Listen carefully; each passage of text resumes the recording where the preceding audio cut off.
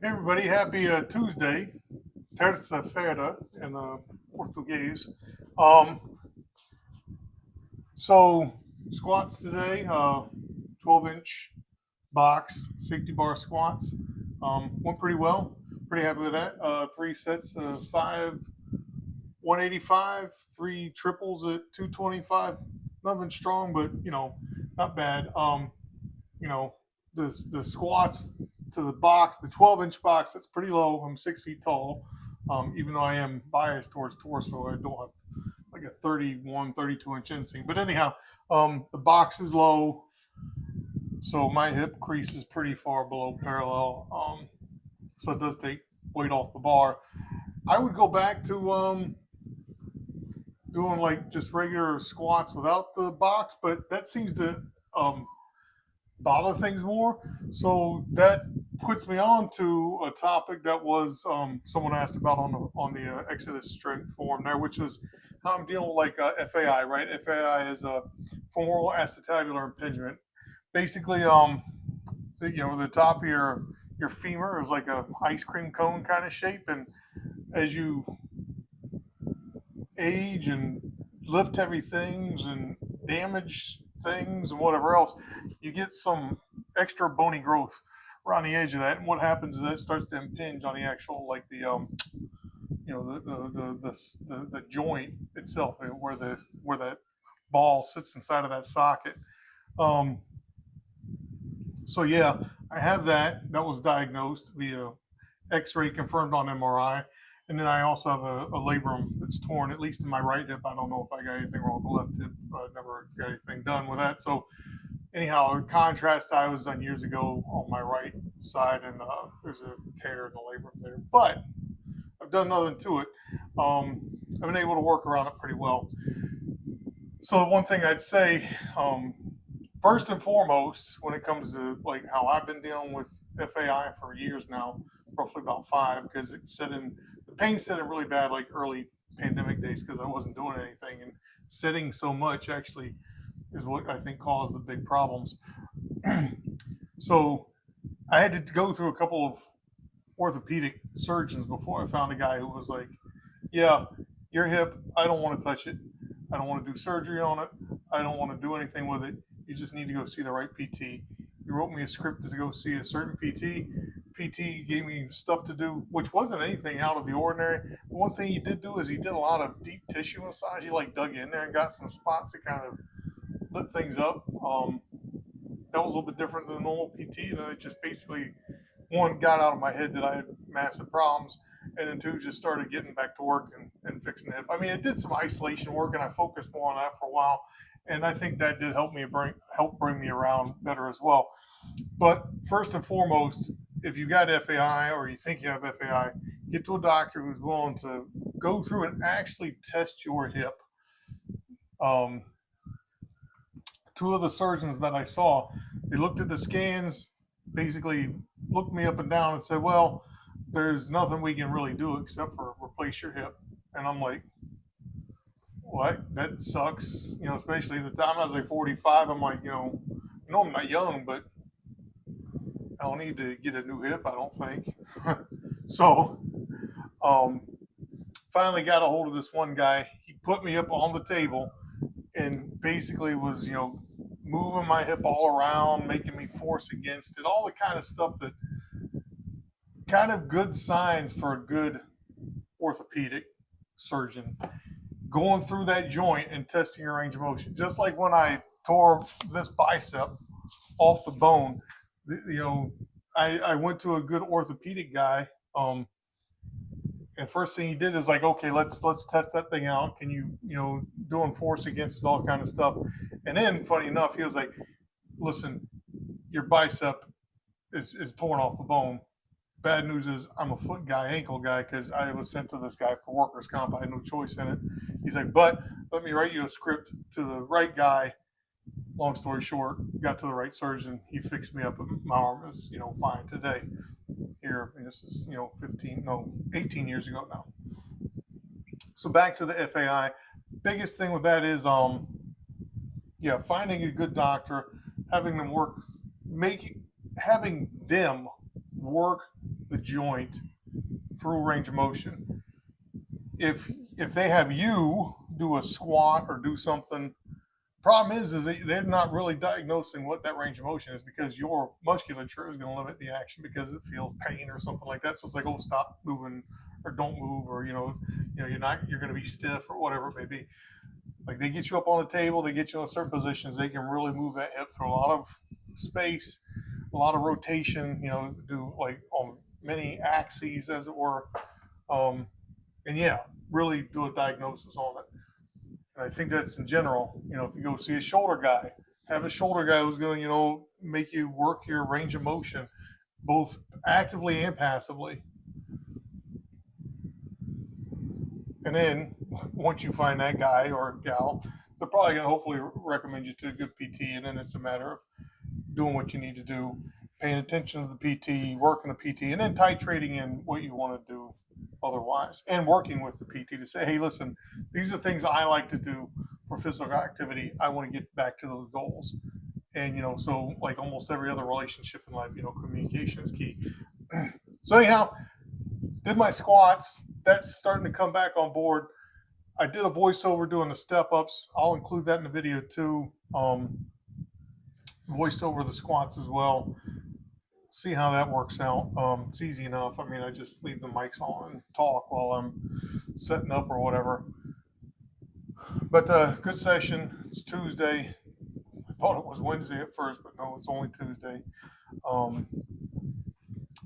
But hoping everyone's having a good week, a good start of the week, and getting out there and doing what you can. Peace. Okay, so doing these step ups here, and if you'll notice today, I'm wearing these modified power lifts that I talked about in a prior video. And absolutely, step ups are easier today. 2 reasons. One, I got these knee sleeves on. They give me a little bit of maybe pop at the bottom. But there is a lot more stability at the top of this box with these shoes on, even with that left foot. It's not complying so much. So footwear does matter. But more stability isn't always the best thing if we're trying to actually train stability in the joint. There is a third thing going on. It's making these step ups easier, and that is that I've been training them. Quite obvious, but training motion makes you better at the motion. So shouldn't mean to dismiss that either. But these are working well to help make sure I'm getting basically both legs warmed up and ready to execute the lifts of the day. Okay, along for the ride here on the first kind of set of calibration squats here on box squats. Just going to figure out use this set here rather to figure out maybe what I'm going to do for the rest of the session.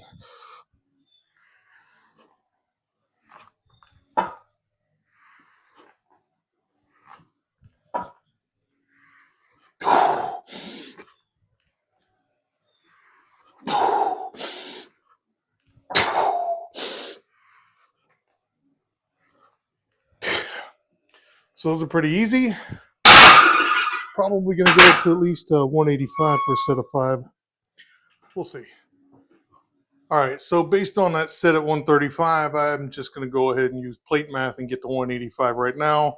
That set was easy. Do note, though, I've got these things collared up. The one drawback of the safety squat bar is that the sleeves are a little bit narrow in diameter at 1.9 inches as opposed to 2, so plates like to slide. And the other thing with the safety squat bar is it sits easily on your back at some cant or angle sometimes, so you don't really know that it's not level. So sometimes the plates like to slide off.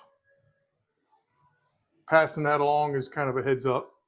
All right, let's do these. Let's make them easy. One of the most important things in squats, safety squat or whatever, is getting that set up good and tight so that you've got everything lined up and ready for that first rep.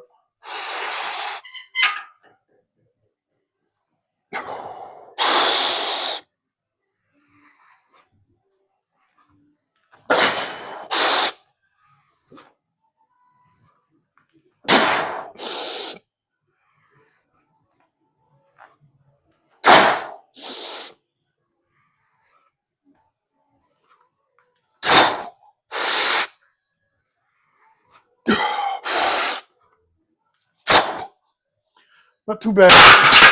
Didn't like the second rep too much. Don't know if it's going to come across on video, but went down a little bit faster than I wanted to.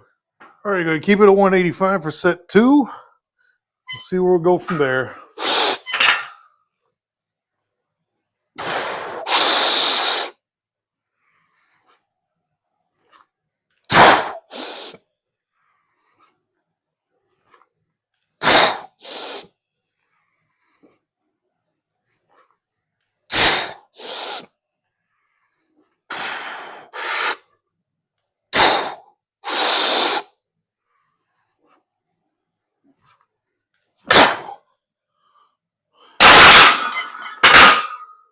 A little bit too much explosion there on the last rep. That was fun. Set of 5 at 185, just because of reasons.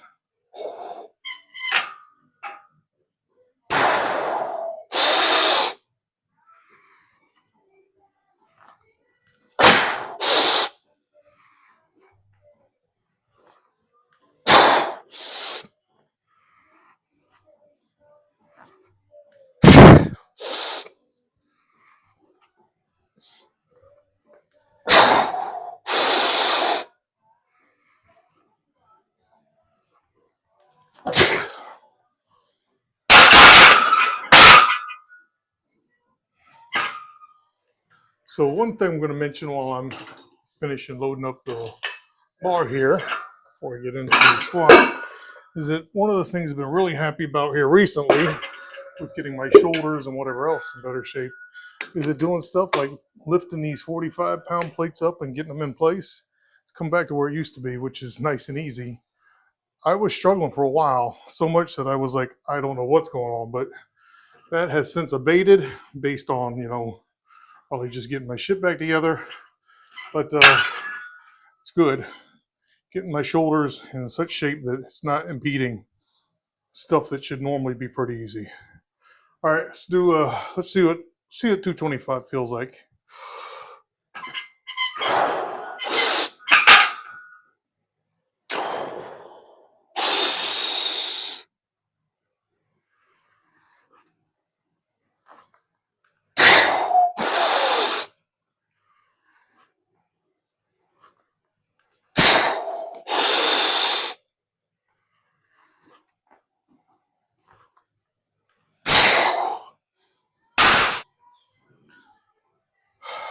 Second triple at 225.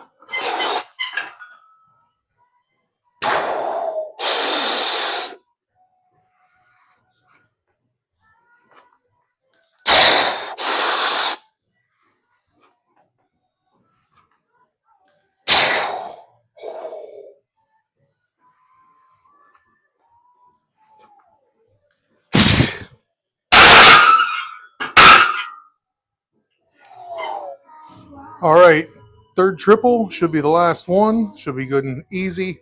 Let's make it look as easy as I want it to.